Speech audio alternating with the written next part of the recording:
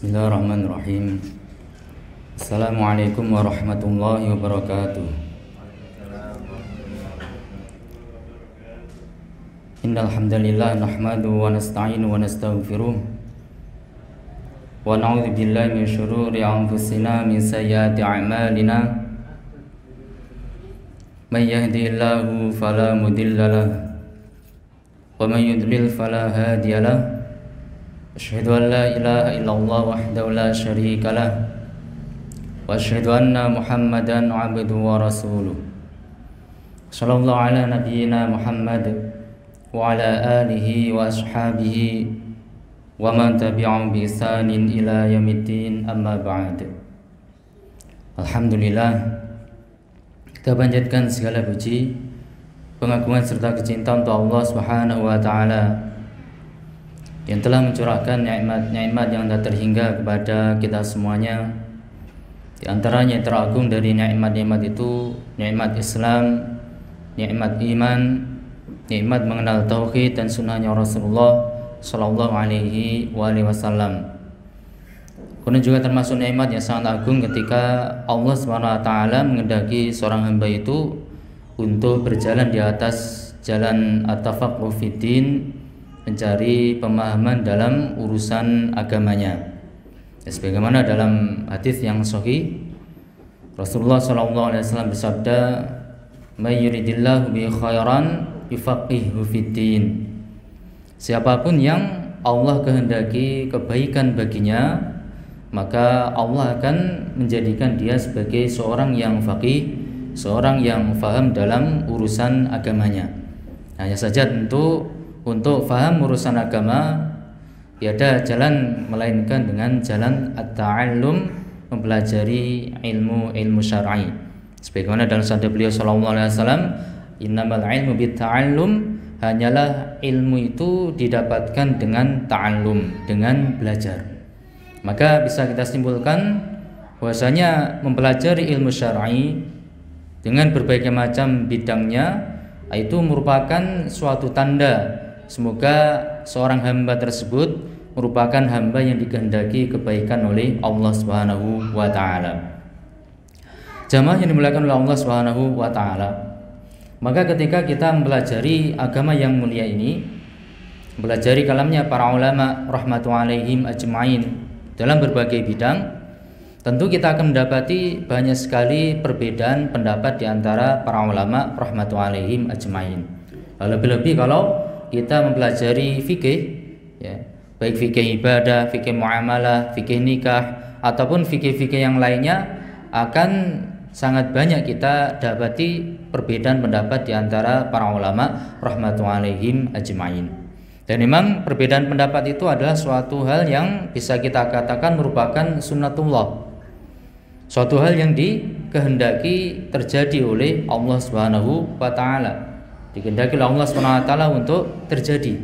Sebagaimana manusia itu memiliki keadaan fisik yang berbeda-beda, ya, kulitnya berbeda-beda, bahasanya juga berbeda-beda, keadaan tubuhnya berbeda-beda, maka begitu pula terkait keadaan, ya, kecerdasannya, intelijensinya, wacana yang dia dapatkan, ilmunya juga berbeda-beda antara satu orang dengan orang yang lainnya. Bisa jadi berbeda dari sisi tingkat keilmuannya, bisa jadi pula berbeda dari sisi macam-macam ilmu yang dia dapatkan, akan berbeda antara satu orang dengan yang lainnya. Ya, karena perbedaan wacana keilmuan inilah akhirnya terjadi perbedaan pendapat di antara para ulama rahmatullahi alaihim ajma'in. Dan ini sudah sunnatullah, memang suatu hal yang dikehendaki oleh Allah Subhanahu wa taala untuk terjadi. Dan ini suatu hal yang kita kenal dengan istilah al-iradah al-kauniyah, kehendak yang sifatnya itu merupakan takdir, dikehendaki terjadi oleh Allah Subhanahu wa taala. Cuma permasalahannya bagaimana kita menyikapi adanya perbedaan pendapat tersebut. Maka sini ranahnya adalah al-iradah asy-syar'iyyah, kehendak Allah Subhanahu wa taala yang berupa hukum-hukum syariat atau ketentuan syariatnya ketika menyikapi berbagai hal yang terjadi di alam semesta ini atau di dunia ini, Di antaranya bagaimana menyikapi terjadinya perbedaan pendapat di antara para ulama rahmatullahi alaihim ajmain. Maka dari sini kita mendapati betapa pentingnya kita memahami, ya, mempelajari, memahami, kemudian mengamalkan apa yang dijelaskan oleh para ulama rahmatullahi alaihim ajmain terkait adabul khilaf, adab-adab bagaimana menyikapi perbedaan pendapat di antara para ulama rahmatullahi alaihim ajmain. Insyaallah itu akan menjadi tema pembahasan kita malam hari ini, dan tak lupa kita bermohon pada Allah Subhanahu wa taala semoga Allah Azza wa Jalla senantiasa memberikan kemudahan kepada kita semuanya di dalam menuntut ilmu syar'i, di dalam memahaminya, mengamalkan serta mengajarkan atau mendakwahkan kepada yang lainnya, dan semoga Allah SWT menjadikan ilmu kita sebagai ilmu yang bermanfaat dan diberkahi.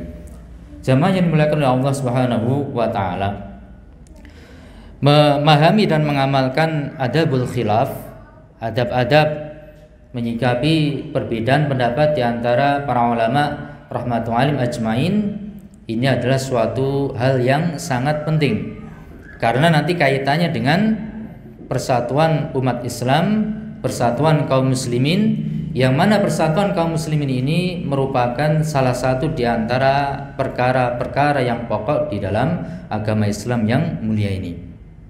Allah SWT dalam banyak ayatnya, begitu pula Rasulullah SAW dalam hadis-hadisnya yang sangat banyak, sangat menekankan tentang pentingnya persatuan ini, dan juga pentingnya untuk menghindari hal-hal yang menyebabkan perpecahan di antara kaum muslimin, antara satu pihak dengan pihak yang lainnya.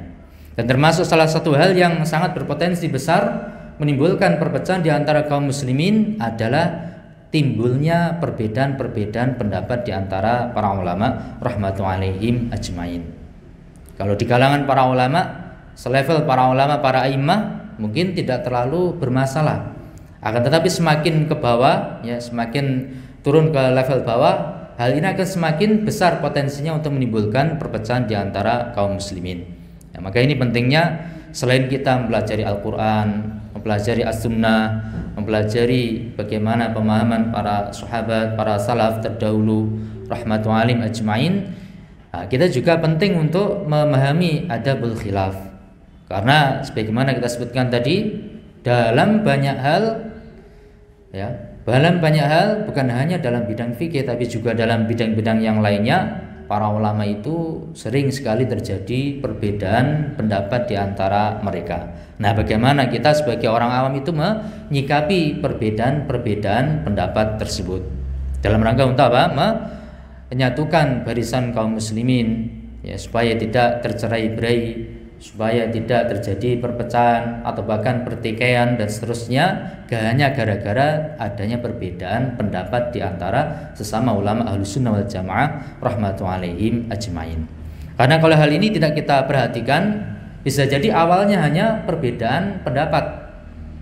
Ada ulama A dalam masalah itu mengatakan begini, ada ulama B dalam masalah yang sama mengatakan pendapat yang berbeda. Kemudian orang awam, kita orang awam begitu, ada yang mengikuti ulama A, ada yang mengikuti ulama B. Nah, awalnya mungkin hanya sekedar berbeda pendapat. Gara-gara kita tidak memahami bagaimana adabul khilaf, akhirnya meningkat kemudian menjadi perdebatan, yang menjadi perdebatan. Lebih seru lagi kemudian menjadi debat kusir.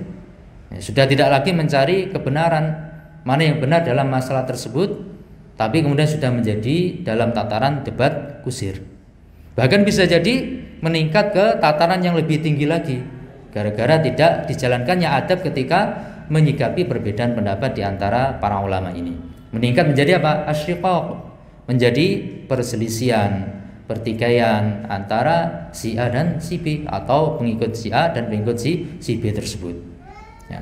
Bahkan kita dapati keterangan dari sebagian ulama rahmatullahi alaihim ajmain tentang kejadian-kejadian yang sangat seru antara satu pendapat atau satu madhab dengan madhab yang lainnya. Nah, di sini kita sebutkan sebagian contoh. Contoh yang pertama, kejadian yang terjadi di tahun 567 Hijriah. Ya, 567 Hijriah. Di sana ada seorang ulama dari madhab Syafi'iyah. Beliau bernama Muhammad bin Muhammad Al-Barruwi. Muhammad bin Muhammad Al-Barwi Asy-Syafi'i, seorang ulama Syafi'iyah rahmatullahi alaihim ajmain. Di tahun 567 itu ya Hijriah, beliau datang atau tiba di kota Baghdad. Ya, tiba di kota Baghdad. Ringkas cerita, kemudian terjadi ya pertikaian antara beliau seorang ulama Syafi'iyah dengan para ulama Hanabilah rahmatullahi alaihim ajmain, atau orang-orang madhab Hambali di kota Baghdad tersebut. Ya.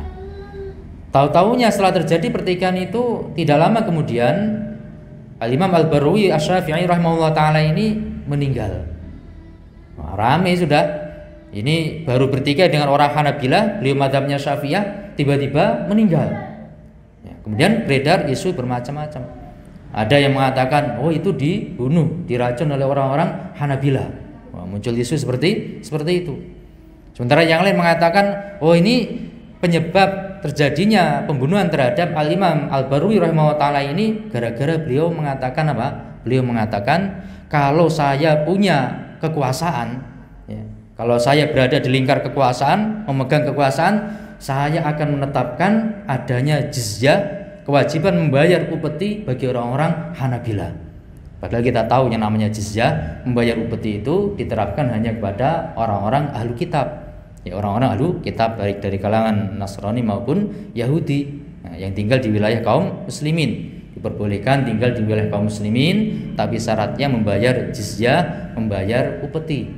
Nah, ini Al-Imam Al-Barwi rahimahullah ini punya apa?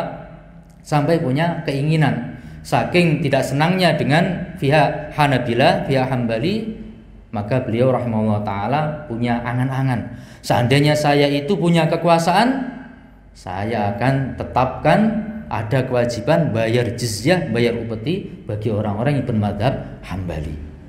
Nah, akhirnya terjadi keributan di antara mereka rahmatullahi alaihim ajmain. Contoh yang kedua, sebelum itu yaitu di tahun 495 Hijriah. 495 Hijriah. Ini diceritakan oleh Al-Imam Ibnu Katsir rahimahullah ta'ala dalam kitab Al-Bidayah wan Nihayah. Kejadian tahun 495 Hijriah. Di sana ada seorang penguasa namanya Nidhamuddin Mas'ud bin Ali rahimahullah ta'ala. Beliau seorang penguasa yang madhabnya Syafi'iyah, bermadhab Syafi'i. Nah, beliau ini dikenal dengan apa? Madrasahnya, beliau membangun madrasah yang besar, madrasah Nidhamiyah, ya, madrasah Nidhamiyah. Dan beliau juga membangun masjid yang besar, ya, masjid yang besar diperuntukkan untuk orang-orang Syafi'iyah. Madrasah Nidhamiyah itu madrasah Syafi'iyah, itu pula masjid beliau bangun dengan megahnya diperuntukkan untuk orang-orang Syafi'iyah.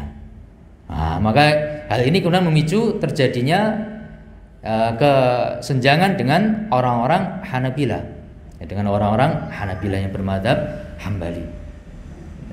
Singkat cerita, bukan hanya terjadi adu mulut, pertengkaran dan seterusnya, sampai terjadi apa? Masjid tersebut dibakar. Sampai terjadi pembakaran masjid gara-gara apa? Beda madhab, beda pendapat dan seterusnya itu. Bahkan dalam sebagian permasalahan sampai terjadi pertumpahan darah, pembunuhan, sampai terjadi pembunuhan. Nah, itu di masa yang lampau. Atau kita tarik di masa kita sekarang ini, ya, contoh yang sederhana misalkan masalah apa? Ribut gara-gara masalah tahrik, menggerakkan telunjuk, ya, menggerakkan telunjuk ketika tahiyat, di mana sebagian ulama seperti Asy-Syaikh Al-Albani rahimahullah ta'ala berpendapat hadisnya sahih, sehingga beliau berpendapat digerak-gerakkan ketika tahiyat.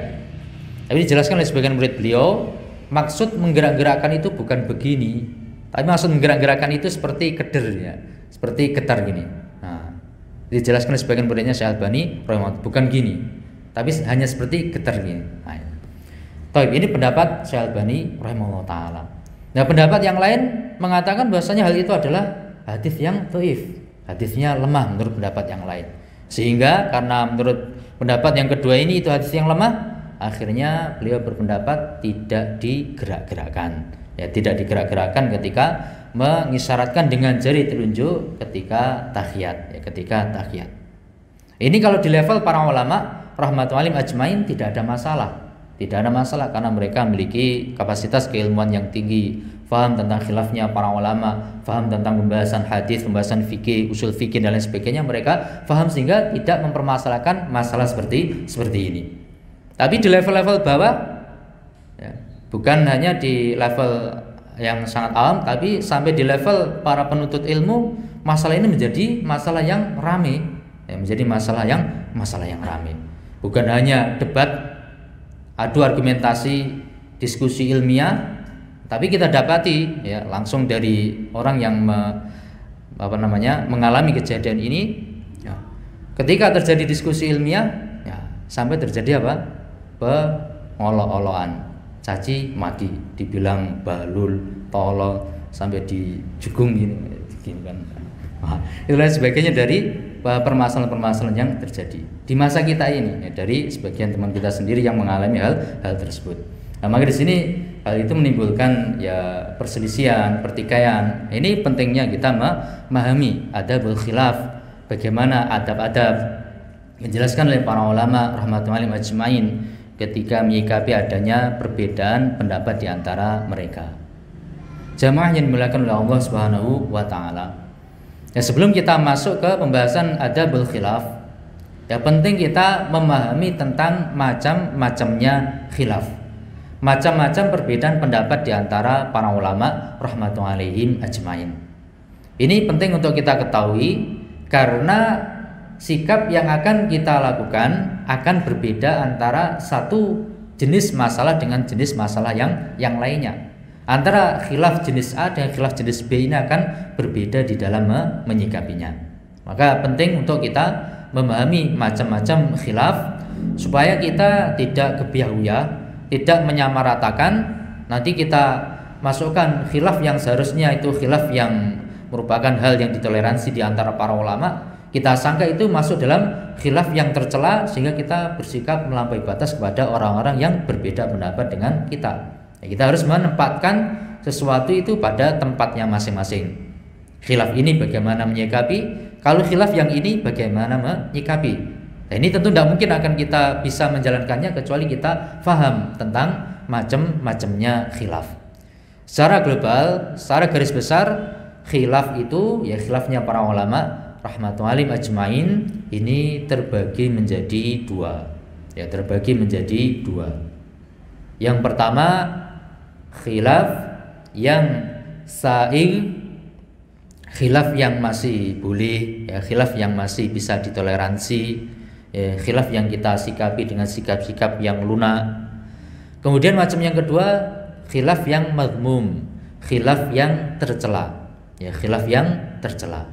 Jadi ada yang masih diperbolehkan, masih dalam batasan yang wajar kalau terjadinya perbedaan pandangan tersebut. Karena memang ilmunya si A beda dengan ilmunya si B. Ada hadis yang diketahui oleh si A tidak diketahui oleh si B. Begitu pula sebaliknya ada hadis yang diketahui oleh si B tidak diketahui oleh si A. Atau bahkan dalam sebagian perselisihan perbedaan pendapat di antara para ulama itu, yang diperselisihkan itu satu ayat yang sama, dalilnya sama tapi berbeda di dalam memahaminya. Nah, ini itu termasuk khilaf-khilaf yang saing, khilaf yang diperbolehkan, tapi di sana ada khilaf yang madmum, khilaf yang tercela. Untuk memahami permasalahan ini, ya, di sini kita akan bacakan kalamnya Syekhul Islam Ibnu Taimiyah rahimahullah taala.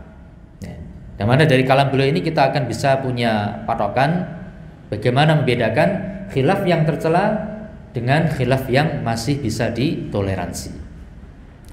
Kata Syekhul Islam Ibnu Taimiyah rahimahullah taala, "Man khalafal kitabal mustabina wa sunnatal mustafidata aw ma jama'a alaihi saful ummah khilafan la udhra bihi fa hadza yu'amalu bihi ahlul bid'ah."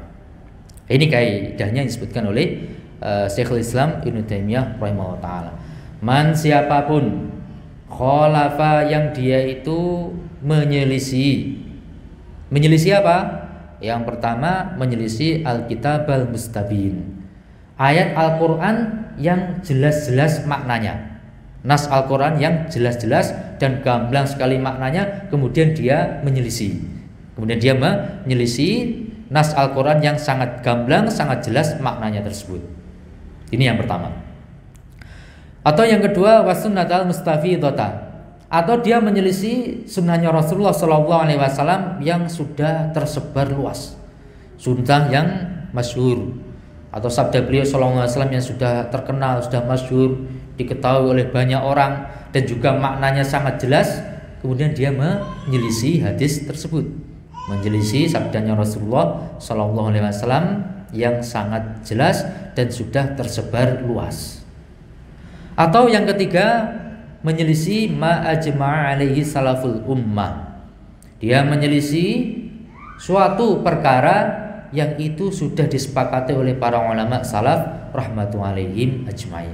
Siapa ulama salaf? Kalau dari sisi kurun waktu, ulama salaf dimaksudkan adalah para sahabat ridwanullahi alaihim ajmain, para tabi'in rahimahullah taala rahmatullahi alaihim, ataupun juga para tabi'ut tabi'in rahmatullahi alaihim ajmain, kemudian para aimatul huda yang mengikuti mereka dengan kebaikan. Ketika sahabat telah sepakat dalam suatu permasalahan, kemudian ada orang setelahnya, ada ulama setelahnya, mungkin 300 tahun kemudian, mungkin 400 tahun kemudian, mengadakan atau punya pendapat baru yang menyelisih suatu hal yang telah disepakati oleh para sahabat atau para ulama salaf terdahulu, nah, maka ini termasuk dalam khilaf yang mazmum karena menyelisih ijma', Kata Syekhul Islam Ibnu Taimiyah rahimahullah taala, khilafan la yu'adzaru bihi, dengan bentuk penyelisihan yang tidak ada udzur lagi bagi dia. Karena kadang-kadang menyelisih Al-Quran atau menyelisih sunnah atau menyelisih ijma' itu kadang-kadang masih ada udzur terkait kondisi orang tertentu. Misalkan dia baru masuk Islam, orang baru masuk Islam menyelisih suatu hal yang disepakati oleh para ulama, ini masih diberi udzur. Ya, ini apa? Dengan cara dijelaskan kepadanya, oh ini masalah sudah disepakati oleh para ulama, dalilnya ini, dalilnya ini. Nah, karena memang dia diberi udzur karena belum paham. Nah, kalau khilafnya itu penyelisihan dia itu dengan penyelisihan yang tidak layak lagi untuk diberi toleransi, sementara penyelisihannya itu jelas, menyelisih Al-Quran yang jelas, menyelisih hadis yang sangat gamblang dan sudah terkenal, atau menyelisih suatu hal yang disepakati oleh para ulama salaf dengan penyelisihan yang tidak layak diberi udzur lagi, maka kata Syekhul Islam Ibnu Taimiyah rahimahullah taala, fahadza yu'amalu, orang ini diperlakukan bima, dengan suatu perlakuan, yu'amalu bihi, yang mana diperlakukan dengan perlakuan itu ahlul bid'ah, orang dari kalangan ahlu bid'ah. Ini kalau khilafnya tercela. Kalau khilafnya tercela bukan disikapi dengan toleransi. Jadi Islam ini ada patokan-patokannya, ada perincian-perinciannya. Tidak semua hal ditoleransi. Sebagaimana pula sebaliknya, tidak semua hal kemudian kita bersikap keras, bersikap tegas. Ada kalanya, ada tempatnya kita bersikap tegas dalam perkara-perkara pokok. Ada kalanya kita bersikap lunak dalam perkara-perkara furu', perkara-perkara cabang, yang di situ masih ada khilaf yang muktabar di antara para ulama rahmatullahi alaihim ajmain. Ini perkataan dari Syekhul Islam Ibnu Taimiyah rahimahullah taala. Jamaah yang dimuliakan oleh Allah Subhanahu wa taala, maka secara ringkas kita langsung fokus saja. Khilaf yang tercela itu kembalinya kepada dua hal. Khilaf yang tercela itu kembalinya kepada dua hal. Hal yang pertama, kekeliruan atau penyimpangan terkait masdar talaqi, terkait sumber hukum. Yang dimaksudkan masdar talaqi, sumber hukum di sini ada 3 yang disepakati oleh para ulama rahmatullahi alaihim ajmain. Yang pertama Al-Quran, yang kedua As-Sunnah, yang ketiga Al-Ijma', kesepakatan para ulama rahmatullahi alaihim ajmain. Ini 3 sumber hukum yang disepakati oleh para ulama. Apa itu? Yang pertama Al-Quran, yang kedua As-Sunnah, yang ketiga Al-Ijma', konsensus kesepakatan para ulama rahmatullahi alaihim ajmain. Nah, maka kalau ada sebagian sekte seperti sekte Quraniyun yang mereka hanya berdalil dengan Al-Quran saja, tidak mau menerima dalil dari sunnah. Nah, maka seperti ini termasuk khilaf yang madmum, penyelisihan bahkan penyimpangan yang tercela. Tidak bisa ditoleransi seperti ini, karena kita diperintahkan oleh Allah Subhanahu wa taala, ati'ullah wa ati'ur rasul. Taatlah engkau kepada Allah Subhanahu wa taala secara mutlak, dan taatlah engkau kepada Rasulullah Muhammad sallallahu alaihi wasallam secara mutlak. Man ata'ani faqad ata'a Allah, kata Rasulullah sallallahu alaihi wasallam dalam hadis yang sahih, barang siapa yang taat kepadaku sama saja dengan taat kepada Allah Subhanahu wa taala. Maka tidak bisa dalam beragama kemudian hanya mengambil dari Al-Quran, kemudian membuang secara total, mengesampingkan dalil-dalil dari sunnahnya Rasulullah Shallallahu Alaihi Wasallam. Ini contoh sederhana sekte Al-Quraniyun, hanya Al-Quran saja yang bisa jadi dalil, kalau sunnah tidak bisa, apalagi jema'. Maka ini termasuk penyelisihan yang tidak bisa ditoleransi. Ya, penyelisihan yang tidak bisa ditoleransi disebut sebagai suatu penyimpangan, ya, suatu penyimpangan. Atau ya, masdar talaki sumber pengambilan hukum, atau dalam manhajul istidlal, atau dalam manhajul istidlal metode mengambil dalil, metode mengambil dalil. Kalau masdar talaki terkait dalilnya, penyelisihan terkait penyimpangan terkait dalil yang digunakan. Kalau manhajul istidlal terkait apa? Metode dalam pengambilan dalil. Di antara contoh lagi penyimpangan terkait masdar talaqi, misalkan menentukan suatu perkara keagamaan berdasarkan berdasarkan akal, berdasarkan akal semata, mendahulukan akal dibandingkan dalil dari Al-Quran atau sunnahnya Rasulullah SAW. Ini termasuk suatu penyimpangan dalam masdar talaqi. Atau contoh yang lain, menjadikan sumber agama yaitu mimpi-mimpi. Mimpi-mimpi dijadikan sebagai sumber agama. Dibilang, saya punya amalan ini, bacaan ini dibaca sekian, bacaan ini baca sekian, bacaan ini sekian. Lalu dalilnya mana? Dia menjawab, saya ini bertemu dengan Rasulullah SAW di dalam mimpi. Di dalam mimpi. Maka seperti ini termasuk bukan termasuk hal yang bisa ditoleransi, tapi ini termasuk penyimpangan dalam masdar talaqi, sumber pengambilan hukum. Hujjah, dalil, ya disepakati oleh para ulama itu hanya 3, Al-Quran, As-Sunnah, kemudian kesepakatan para ulama rahmatullahi alaihim ajmain. Adapun kias, analogi, ini ada khilaf, ada perbedaan pendapat di antara para ulama rahmatullahi alaihim ajmain. Kalau jumhur, mayoritas para ulama masih menganggap ada, yakni diberlakukan kias, analogi antara satu masalah cabang kepada masalah inti, masalah pokok dengan syarat-syaratnya. Itu kalau madhabnya jumhur, mayoritas para ulama rahmatullahi alaihim ajmain. Baik.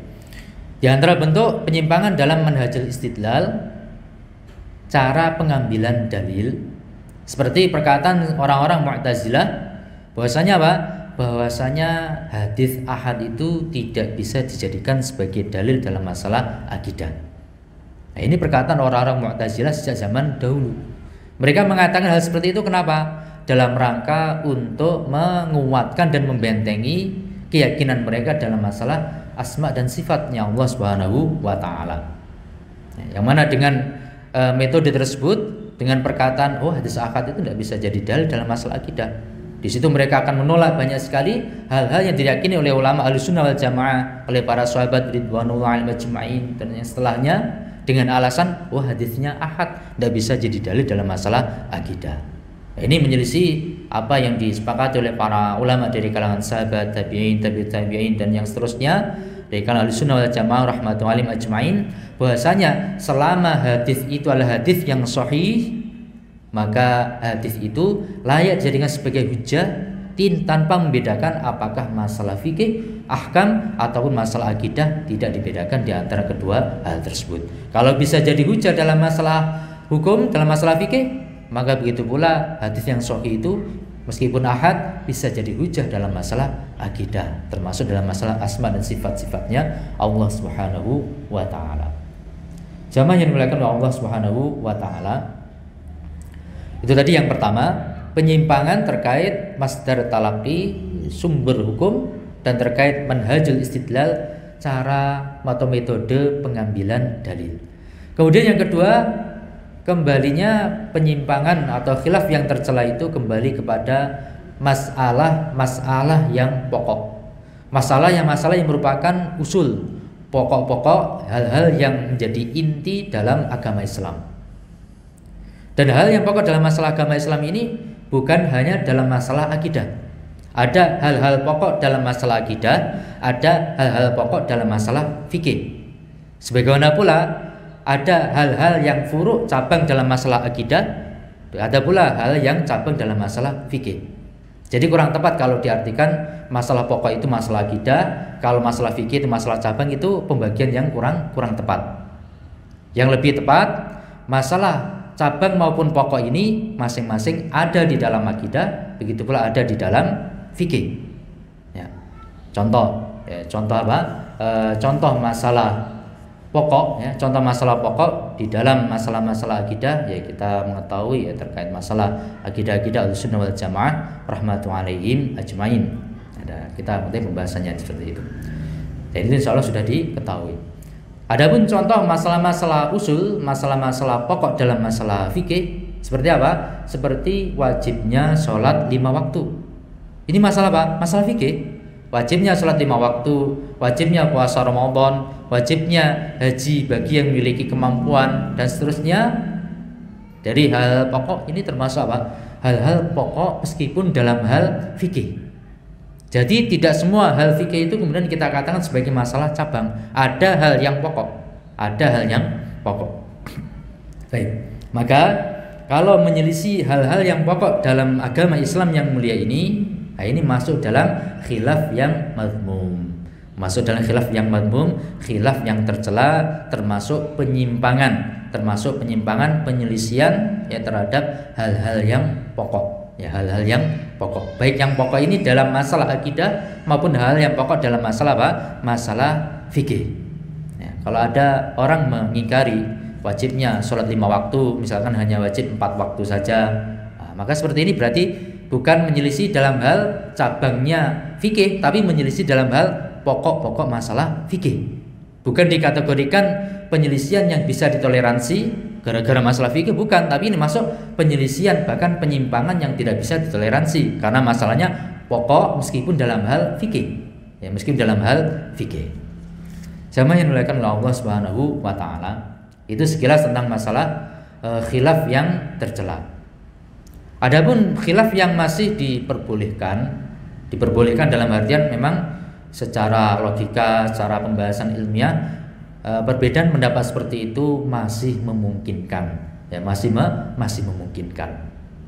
Maka hal seperti ini ya sama, ini terjadinya biasanya dalam hal-hal furu', hal-hal cabang, dalam hal-hal cabang.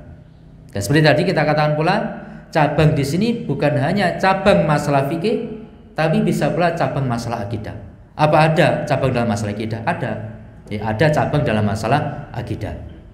Jadi akidah itu ada hal-hal yang pokok, ya, seperti rukun iman yang 6, ya, atau tentang mi'rajnya Nabi Shallallahu Alaihi Wasallam dan lain sebagainya dari masalah-masalah yang jelas, ya, dalilnya jelas dan menjadi inti pembahasan, maka itu termasuk pokok-pokok akidah, Tapi di sana ada apa? Ada beberapa hal. Ini masalah akidah, masalah keyakinan, tapi sifatnya cabang. Contohnya apa? Contohnya terjadi perbedaan pendapat di antara para sahabat ridwanu alaihim ajmain ketika Nabi SAW itu Mi'raj naik ke Sidratul Muntaha menghadap pada Allah Subhanahu wa taala. Apakah beliau SAW itu melihat Allah Azza wa Jalla langsung ataukah tidak melihat? Ini ada perbedaan pendapat di antara para sahabat ridwanu alaihim ajmain. Ada yang mengatakan beliau sallallahu alaihi wasallam melihat, ada yang mengatakan beliau sallallahu alaihi wasallam tidak melihat Allah Subhanahu wa taala ketika Mi'raj. Mi'rajnya Nabi sallallahu alaihi wasallam, intinya Mi'raj itu ini hal yang merupakan hal pokok.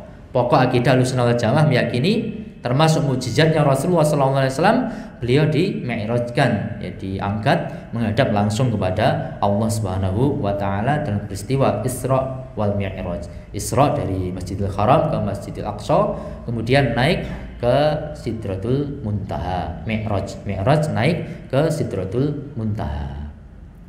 Nah ini, maka mi'rajnya itu merupakan perkara pokok akidah. Tapi apakah beliau melihat Allah ataukah tidak melihat? Ini termasuk cabangnya. Cabang tapi masalah akidah, atau masalah akidah tapi cabang, bukan masalah usul, bukan masalah pokok. Atau juga khilaf di antara mereka ketika mi'raj itu naik ke Sidratul Muntaha itu apakah apa? Apakah naik mi'raj apa? Tangga kemudian naik dari tangga ke tangga, dari satu langit ke langit yang ke atasnya, ke langit atasnya sampai ke Sidratul Muntaha, ataukah masih naik buruk atau bagaimana? Ini juga ada khilaf. Nah, khilaf seperti ini masuk cabang dalam masalah akidah, ya, cabang dalam masalah akidah. Baik. Atau contoh yang lain, perbedaan pendapat di antara para ulama, apakah mayit itu mendengar? Apakah mayit itu mendengar? Ini masih ada khilaf di antara para ulama rahmatullahi alaihim ajmain. Nah, dan terusnya dari hal-hal yang sifatnya cabang meskipun dalam hal akidah. Nah, adapun kalau cabang-cabang masalah fikih ya tentu kita sudah banyak mengetahui. Ya, sudah banyak mengetahui. Kalau dalam masalah pokok-pokok masalah fikih kita dapat apa? Wajibnya sholat 5 waktu. Ini termasuk masalah pokok meskipun halnya masalah fikih, tapi ini pokok. Kalau wajibnya sholat 5 waktu. Adapun contoh dari cabang masalah fikih seperti apa? Perbedaan pendapat para ulama, apakah sholat Id, Idul Adha maupun Idul Fitr itu hukumnya wajib ataukah sunnah? Nah, ini khilaf di antara para ulama rahmatullahi ajmain. Ini termasuk masalah cabang, ya, termasuk masalah cabang. Jamaah yang dimuliakan oleh Allah Subhanahu wa taala. Begitu pula termasuk masalah cabang, yakni hukum mengqashar sholat bagi orang yang musafir. Ya, bagi orang yang musafir. Dalam sebuah kisah yang sahih, ya antara siapa? Antara Khalifah Utsman bin Affan radhiyallahu taala anhu dengan sahabat yang mulia Abdullah bin Mas'ud radhiyallahu taala anhu. Ketika itu di Mina. Biasanya Utsman bin Affan radhiyallahu taala anhu itu ketika mengimami di Mina karena posisi safar, beliau menjadi imam, khalifah ya otomatis jadi imam ya, mengimami kaum muslimin dalam salat yang 4 rakaat ketika mukim diqashar menjadi 2 rakaat. Biasanya seperti itu. Tapi dalam suatu momen haji, Utsman bin Affan radhiyallahu taala anhu di Mina itu mengimami dengan mengimami lengkap 4 rakaat. Tidak diqashar, tetap 4 rakaat tidak diqashar. Hal ini diingkari oleh Abdullah bin Mas'ud radhiyallahu taala anhu. Karena seharusnya yang sesuai sunnahnya Rasulullah SAW, kalau posisi musafir itu sholat 4 rakaat diqashar menjadi 2 rakaat. Itu sesuai sunnahnya Rasulullah SAW. Ya, maka Ibnu Mas'ud tidak setuju, mengingkari tentang masalah hal itu dengan tegas. Ibnu Mas'ud radhiyallahu taala anhu. Akan tetapi ketika tiba waktunya sholat dengan Imam Utsman bin Affan radhiyallahu taala anhu yang notabene sholatnya tetap 4 rakaat, ternyata Ibnu Mas'ud radhiyallahu taala anhu tetap sholat di belakang dan bermakmum kepada Utsman bin Affan radhiyallahu taala anhu. Tidak sholat sendiri atau tidak membuat jamaah sendiri, tidak. Nah, orang-orang heran. Selesai sholat ditanyakan kepada Ibnu Mas'ud radhiyallahu taala anhu, antum tadi bilang bahwasanya ini tidak tepat seperti itu, seharusnya 2 rakaat diqashar. Tapi kok antum tetap sholat di belakang Utsman bin Affan radhiyallahu taala anhu yang sholatnya tetap 4 rakaat tidak diqashar. Ini bagaimana? Nah, maka di situ beliau Ibnu Mas'ud radhiyallahu taala anhu mengucapkan ucapan yang sangat bagus. Beliau mengatakan al khilafu syarrun. Perselisihan itu adalah hal yang buruk. Sementara hal ini termasuk hal-hal yang masih diperselisihkan oleh para ulama rahmatullahi alaihim ajmain. Jamaah yang dimuliakan oleh Allah Subhanahu wa taala. Adapun tentang khilaf fikih, ini ada 3 pembagian, kita sebutkan secara ringkas. Yang pertama, khilaf yang syadz, khilaf yang nyeleneh. Masalah fikih ya, tapi khilafnya nyeleneh tidak dianggap karena menyelisih dalil yang jelas atau menyelisih ijma. Yang kedua, khilaf yang dhaif. Ada perbedaan pendapat di antara para ulama, tapi dalilnya salah satu pihak itu jelas lemahnya, maka ini juga tidak dianggap kalau khilaf yang dhaif. Ya, yang ketiga, khilaf yang qawi, khilaf yang kuat. Masing-masing dalil membawakan masing-masing pihak membawakan dalilnya masing-masing, sama-sama sahih atau sama-sama diperselisihkan tentang kesohiannya, satunya mendhaifkan, satunya mensahihkan dan seterusnya. Intinya ada pembahasan ilmiah di antara mereka, baik dari sisi tafsirnya, dari sisi pembahasan hadisnya, sahih dhaifnya, dari sisi pemaknaan Al-Qur'an dan hadis itu, dan lain sebagainya dari pembahasan-pembahasan ilmiah. Maka termasuk khilaf yang qawi. Kalau khilafnya khilaf yang kuat, maka inilah yang kita harus bersikap toleran, ya, bersikap lunak, tidak ada pengingkaran dengan cara yang keras dalam masalah seperti ini. Kita hanya membahas secara ilmiah. Boleh kita merojihkan yang lebih kuat pendapat A, tapi tidak boleh kita mencaci maki, merendahkan, menjelek-jelekan pendapat B, atau bahkan membid'ah-bid'ahkan, memfasik-fasikkan, apalagi mengkafirkan pendapat B. Karena khilafnya khilaf yang qawi, khilaf yang kuat. Nah, maka ini yang insya Allah akan kita bahas di sini. Jamaah yang dimuliakan oleh Allah Subhanahu wa taala, adabul khilaf sebenarnya sangat banyak. Tapi di sini kita sebutkan sebagiannya secara ringkas. Yang pertama, al-ikhlasu lillahi ta'ala. Ketika menyikapi khilaf, harus ikhlas karena Allah Subhanahu wa ta'ala. Mencari keridhaan dari Allah Subhanahu wa ta'ala, mencari kebenaran mana sejatinya yang itu dikehendaki oleh Allah Subhanahu wa ta'ala. Ya. Itu. Jadi harus dengan keikhlasan. Bukan menuruti hawa nafsu, bukan untuk membela kepentingan kita sendiri, atau membela kelompok kita sendiri, atau membela guru kita dan lain sebagainya, bukan. Tapi tujuannya memang apa? Meninggikan kalimatnya Allah Subhanahu wa taala, mencari kebenaran mana yang benar-benar dikehendaki oleh Allah Subhanahu wa taala.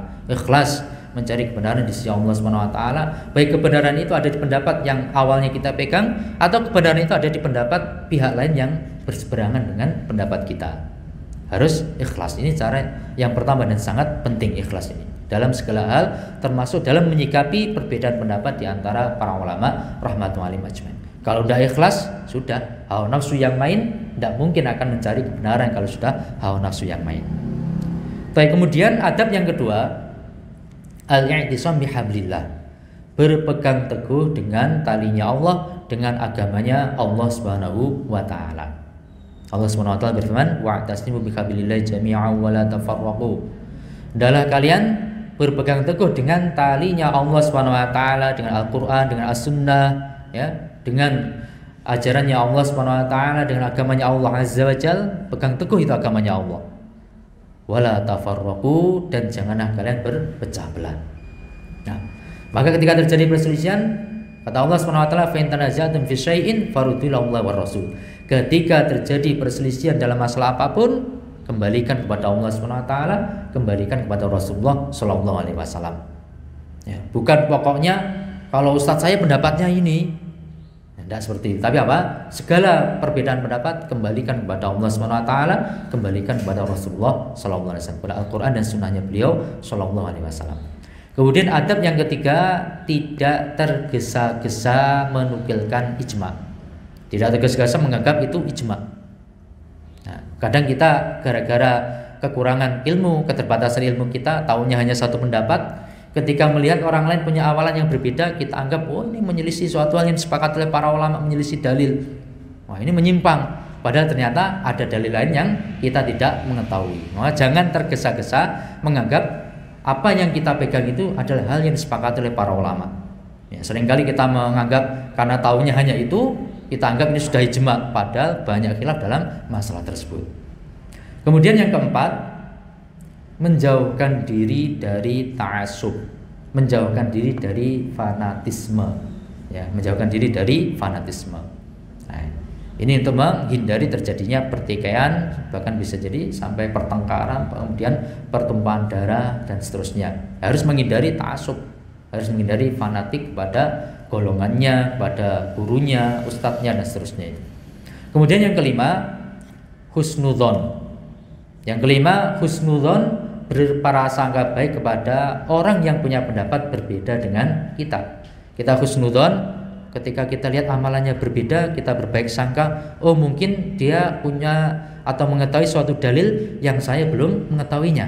Ya saya belum mengetahuinya. Kemudian kita tanya kepadanya dengan adab, ya akhi, barangkali antum bisa menyampaikan ke kami dalil dari apa yang antum perbuat ini, ya, sehingga sebagai faedah bagi kami. Ditanyakan dulu husnudzon. Bisa jadi justru kita yang keliru karena tidak tahu ilmu yang ada pada teman kita itu, yang ada pada saudara kita itu. Harus husnudzon terlebih dahulu.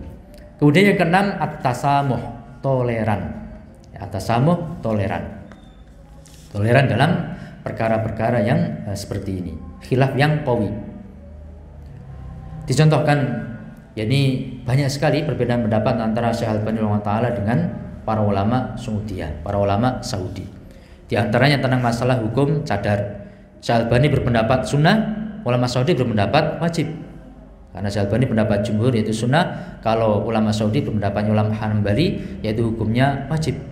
Khilaf yang banyak dan tulisannya sangat banyak, rudud saling bantah antara satu pihak dengan pihak yang lainnya secara ilmiah di antara mereka.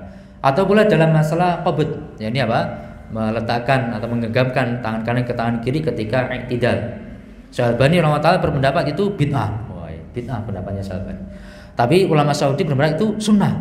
Ya, sehingga satunya mengamalkan yakni sedekap karena pendapatnya sunnah, sementara yang ikut Syekh Al-Albani jadi dengan tidak sedekap. Ini perbedaan pendapat yang seru juga di antara Syekh Al-Albani dengan yang lainnya. Atau juga dalam masalah bi'u taqsid, jual beli secara kredit. Syekh Al-Albani mensahihkan hadis falau aqsuma au awir riba, ambil harga yang lebih sedikit ketika ada dua harga. Kalau kontan 500, kalau kredit 700.000 misalnya. Nah, maka seperti ini kalau Syekh Al-Albani harus ambil yang harga rendah yaitu 500.000. Mau kredit mau kontan harus 500.000. Awir riba atau kalau tidak riba. 200.000-nya itu riba. Ini pendapatnya Syekh Al-Albani karena beliau mensahihkan hadis tersebut. Tapi kalau ulama Saudiyah dan jumhur para ulama berpendapat seperti ini, kalau sudah dipastikan, oh saya pilih secara kredit harga 700.000, rentangnya sekian, ya, apa nih, tingkatnya sekian. Nah ini sudah pasti menurut mereka bukan riba. Bukan riba. Ini ada khilaf dan seru di antara para ulama tersebut. Dan masalah-masalah yang lainnya banyak terjadi perbedaan pendapat di antara mereka. Tapi kita lihat ketika Syekh bin Baz rahimahullah ditanya, siapa wahai Syekh mujaddid di abad ini? Apa kata Syekh bin Baz rahimahullah? Al-Albani rahimahullah mujaddidu hadzal asr. Syekh Al-Albani mujaddid di masa ini. Seperti itu. Mereka khilaf yang seru ya, secara ilmiah. Mereka punya perbedaan pendapat yang sangat banyak. Masalah khilaf yang kuat ini, tapi mereka tetap saling menghormati antara satu dengan yang lainnya. Bahkan dikisahkan ketika antara Syekh Al-Albani rahimahullah dengan Syekh bin Baz rahimahullah itu bertemu, mereka apa? Mereka saling berupaya untuk mendahului cium kening. Ya, ini kan masuk penghormatan orang Arab itu kan cium kening. Kalau kita cium tangan, kalau di orang Arab itu cium kening. Mereka saling berebut untuk duluan apa? Cium kening. Ini saling menghormati, saling menghargai di antara mereka, saling memuliakan. Jamaah yang dimuliakan oleh Allah Subhanahu wa taala. Kemudian yang ketujuh, kalau memang mengharuskan terjadinya diskusi, maka harus secara ilmiah disertai dengan adab yang bagus. Tidak boleh ya, dalam masalah ya khilaf yang qawi kemudian muncul kata-kata yang menyakitkan hati. Ya. Ini antum ini bodoh, bodoh, tak tahu masalah ini, menyimpang antum ini. Sesat, lu bid'ah antum. Nah, seperti ini tidak boleh. Ya, tapi dibahas secara ilmiah dengan memperhatikan adab-adab yang ada. Nah, ini kita perhatikan adabnya Syekh Ibnu Utsaimin rahimahullah dalam Syarhul Mumti. Beliau ungkapannya itu sangat lembut. Ketika terjadi perbedaan pendapat, beliau bahas secara ilmiah, kemudian beliau katakan walladzi amilu ilaihi hada. Pendapat yang saya condong kepadanya, yang hati saya condong kepadanya adalah pendapat ini. Itu saking lembutnya beliau. Beliau nggak sampai mengatakan, oh pendapatnya benar ini, pendapatnya itu salah. Bahkan beliau nggak mengatakan yang roji ini, yang itu adalah marju. Ya, meskipun ada yang juga beliau mengatakan seperti itu. Tapi sering beliau mengatakan apa? Dalam masalah ini hati saya condong pada pendapat ini. Ini saking lembutnya ungkapan yang digunakan oleh Syekh Ibnu Utsaimin rahimahullah taala. Baik. Kemudian yang kedelapan, tidak mengobarkan fitnah. Ya, tidak memanaskan suasana. Pada Ustadz A berpendapat A, Ustadz B berpendapat B. Nah, ini murid-muridnya ini jangan apa? Jangan malah ngompor-ngompori, kalau bisa mendinginkan suasana di antara ustadz tersebut. Oh, jangan nanti ketika di majelisnya Ustadz A disampaikan, Ustadz, tadi kata Ustadz B begini. Wah, tambah Pak, panas suasana kan seperti itu. Nah, ini jangan sampai terjadi seperti itu. Nah, ini. Apalagi sampai adu domba namimah, sampaikan dari A ke B, jawabannya disampaikan ke A, demikian seterusnya. Ini namanya memecah belah. Ini tidak diperkenankan seperti ini. Yang terakhir, yang kesembilan, faedahnya yakni ulil amri, ya, pihak pemerintah kaum muslimin itu ditaati dalam masalah-masalah istihadiyah, masalah-masalah khilaf yang kuat. Ketika pihak pemerintah kaum muslimin memilih salah satu pendapat yang kuat, itu sama-sama memiliki kekuatan. Sebab pihak pemerintah kaum muslimin memilih atau merujikan salah satu pendapat, maka kita sebagai rakyat dalam hal praktek penerapan wajib mengikuti, ya, pilihan dari pemerintah tersebut. Wajib mengikuti pemilihan dari pemerintah tersebut. Meskipun secara pembahasan ilmiah mungkin kita boleh saja merujikan pendapat yang lain, ya, boleh saja merujikan pendapat yang lain. Tapi kalau khilafnya khilaf yang mu'tabar, khilaf yang kuat, maka para ulama sepakat dari Al-Quran, As-Sunnah, dan juga ijma' salaf, bahwasanya waliul amri itu yuta'u fi mawadhi'il ijtihad. Ini dinukilkan oleh Al-Imam Ibn Abi Nis Al-Hanafi rahimahullah ta'ala dalam syarah Aqidah Tahawiyah. Dari Quran, dari Sunnah, dari ijma' salaf, ulil amri, pihak pemerintah itu ditaati kalau dalam masalah-masalah yaitu masalah khilaf ijtihadiyah yang mu'tabar di antara para ulama rahmatullahi alaihim ajmain. Tapi mungkin sampai di sini, ini secara ringkas. Walaupun sebenarnya masing-masing dari adab-adab ini ada pembahasan-pembahasan dan kisah-kisah yang panjang. Jadi ringkasnya seperti itu. Mudah-mudahan bisa difahami dan bermanfaat. Cukup insyaallah. Baik. Kita cukupkan. Kalau ada benar yang dari Allah Subhanahu wa taala, kalau ada kelirunya karena keterbatasan ilmu ana, mudah-mudahan diampuni oleh Allah Subhanahu wa taala. Semoga bermanfaat bagi hati kita, dunia kita dan akhirat kita. Kita tutup. Subhanakallahumma bihamdika asyhadu an la ilaha illa anta astaghfiruka wa atubu ilaik. Wa akhiru da'wana alhamdulillahi rabbil alamin. Wassalamualaikum warahmatullahi wabarakatuh.